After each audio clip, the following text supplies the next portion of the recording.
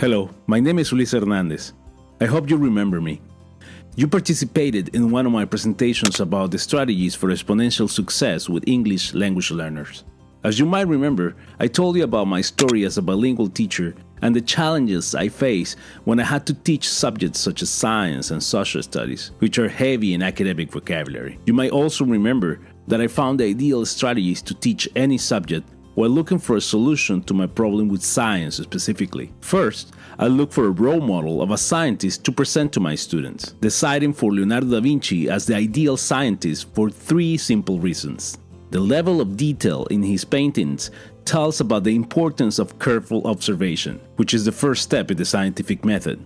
His desire to know about multiple subjects speaks about the value of curiosity, and his notebooks and inventions show us the importance of using visuals, exploring new ideas, taking risks, not being afraid of failing, and persevering. Many of these qualities are required when learning a new subject, a new language, or anything in life for that matter. We can also find keywords in the definition of science that describe the work of Leonardo da Vinci or any other scientist, including the little scientists in our classrooms. I realized that I was not taking into consideration the holistic nature of science as a teaching subject, and finally, I understood that I needed to become a facilitator of learning instead of an educator. I became a learning coach and understood that learning is about two simple things. One, connecting ideas, and second, is about emotions. And I also realized that we learn best when we construct meaningful and lasting knowledge from the active interaction with our environment.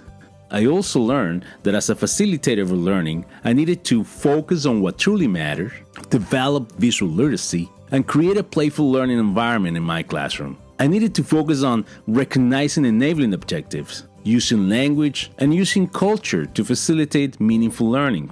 I learned how to use culturally relevant pedagogy techniques along with a playful approach to constructionism and visual literacy as a starting point to facilitating learning. A crucial factor in facilitating language acquisition and successful academic vocabulary development is activating prior knowledge and using contextualization. I learned how to use visual literacy in my everyday instruction. Using visual literacy becomes even more essential when we're working with English language learners. The use of images and visual representations becomes a serval universal language that facilitates our work and increases comprehension and retention of new vocabulary and concepts, going from simple to more complex visuals, and inviting my students to move from interpretation to creation of visual material. I learned that creating interactive notebooks in the style of Leonardo da Vinci's notebook, as well as developing sketchnoting and visual note-taking skills, are wonderful ways to enhance comprehension and recollection of new information. Using these language-rich interactive notebooks in the style of Leonardo da Vinci's notebooks helped my students develop,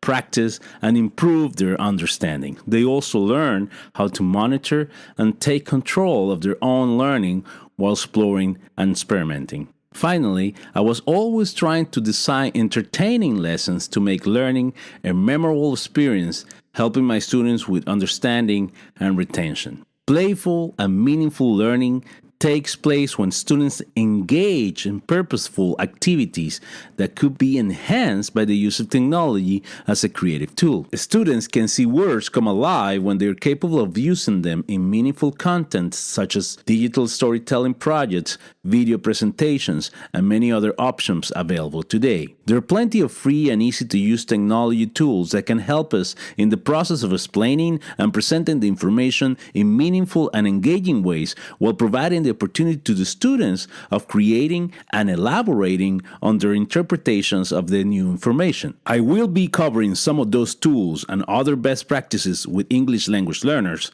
in upcoming videos. Thank you for watching.